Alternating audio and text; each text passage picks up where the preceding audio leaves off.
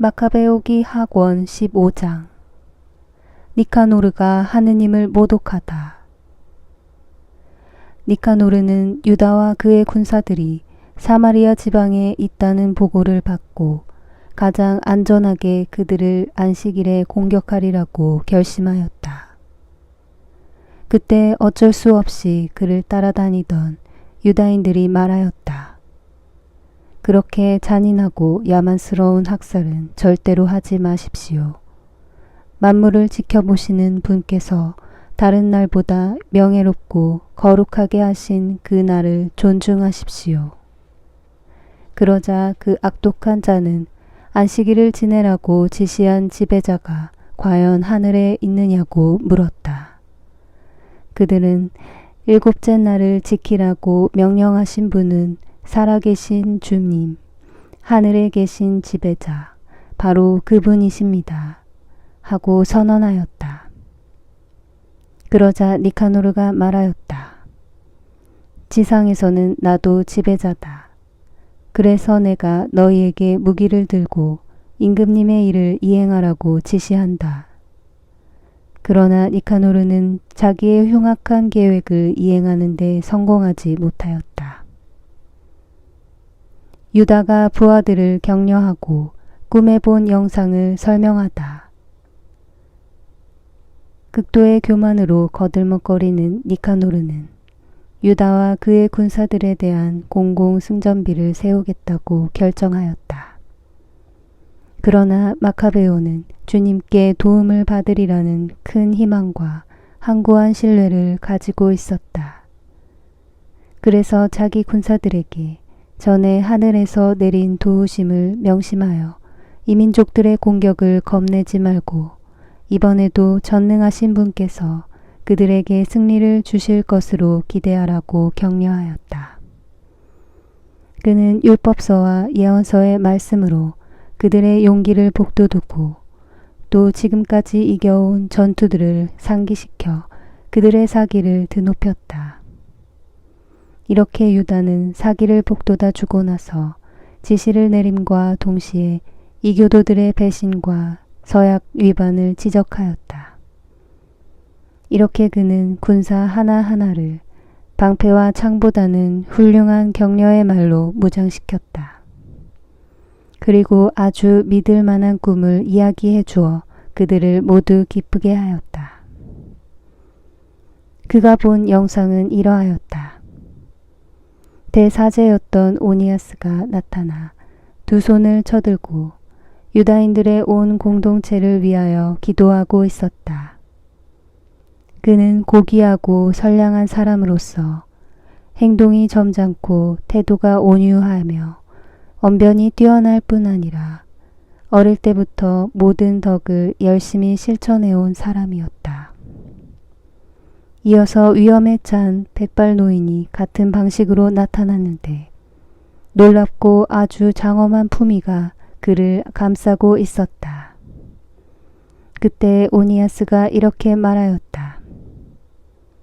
동족을 사랑하시는 이분은 하느님의 예언자 예레미야로서 백성과 거룩한 도성을 위하여 열심히 기도해 주시는 분이시다. 예레미야는 오른손을 내밀어 유다에게 금칼을 주었다. 그러고 나서 이렇게 말하였다. 하느님의 선물인 이 거룩한 칼을 받아라. 그리고 이 칼로 적들을 물리쳐라. 유다인들이 니카노르를 쳐 이기다.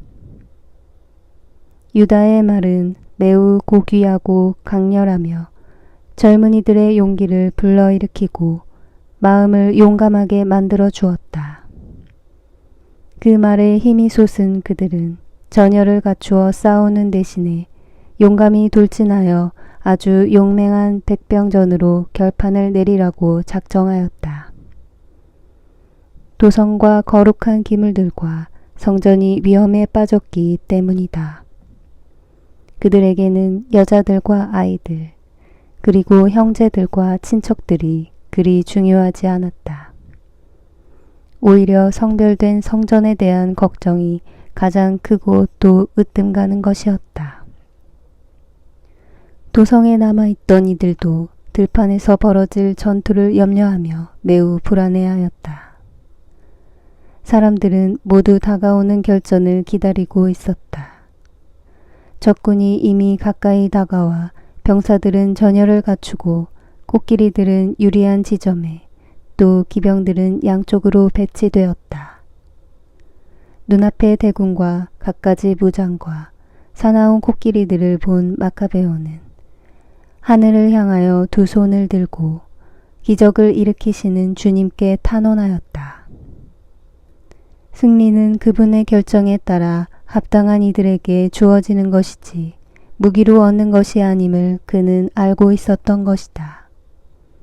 그는 이렇게 탄원하였다. 주님, 당신께서는 유다 임금 히즈키야 때에 당신의 천사를 보내시어 사네립의 군대에서 18만 5천 명가량을 죽이셨습니다. 하늘의 지배자님, 이제 다시 선한 천사를 보내시어 저희 앞에 서서 공포와 전율을 일으키게 해주십시오. 당신을 모독하며 당신의 거룩한 백성에게 다가오는 자들을 당신의 위대하신 팔로 무찔러 주십시오. 이러한 말로 그는 기도를 마쳤다. 니카노르와 그의 군사들은 나팔을 불고 전투가를 부르며 진격해왔다. 그러나 유다와 그의 군사들은 하느님께 탄원하고 기도하면서 적군에게 맞서 싸웠다. 손으로는 싸우고 마음으로는 하느님께 기도하며 그들은 3만 5천 명이 넘는 적군을 쓰러뜨렸다. 그리고 하느님께서 이렇게 당신 모습을 드러내 주신 것을 크게 기뻐하였다. 전투가 끝난 다음 기쁜 마음으로 돌아오던 유다인들은 니카노르가 갑옷을 다 입은 채 쓰러져 있는 것을 보았다. 그래서 그들은 환성을 지르고 기뻐 뛰며 조상들의 언어로 지배자이신 주님을 찬양하였다.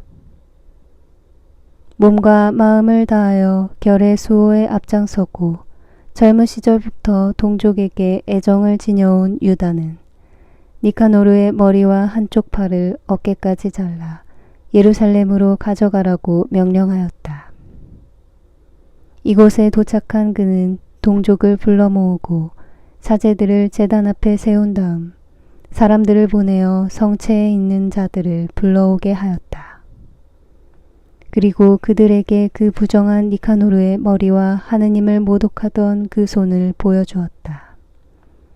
그 자는 전능하신 분의 거룩한 집을 거슬러 그 손을 뻗치며 거만을 떨었던 것이다. 유다는 그 사악한 니카노르의 혀를 잘라낸 다음 그것을 조각내어 새들에게 주고 그가 저지른 어리석음의 대가를 성전 맞은쪽에 매달아 놓으라고 일렀다. 사람들은 모두 하늘을 우러러 당신을 드러내신 주님을 이렇게 찬양하였다. 당신의 거처가 더럽혀지지 않도록 지켜주신 분께서는 찬미 받으소서.